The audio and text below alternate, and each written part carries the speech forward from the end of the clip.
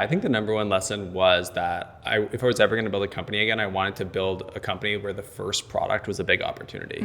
I think a lot of the time when you're starting a business, your first thought is like, you look really far ahead in the future and you say like, what could the future look like? And that's what you build towards, which makes sense. But the reality is to get there, you need to sort of cross a lot of really difficult, rivers. I guess it's a weird analogy, but, I think for me, I wanted to make sure that when I built a company, the first product was going to be tackling a massive problem. If I could just do that really well for an extended period of time, we would get to a scale to then sort of enact whatever vision we had on the world.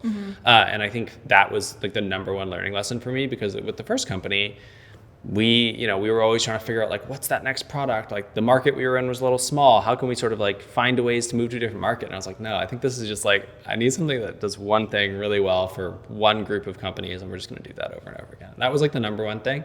And I think the other piece was just, I think I certainly learned the lesson of like, just being okay with the ups and downs. Like Spade as a whole, compared to my last experience, has been much easier.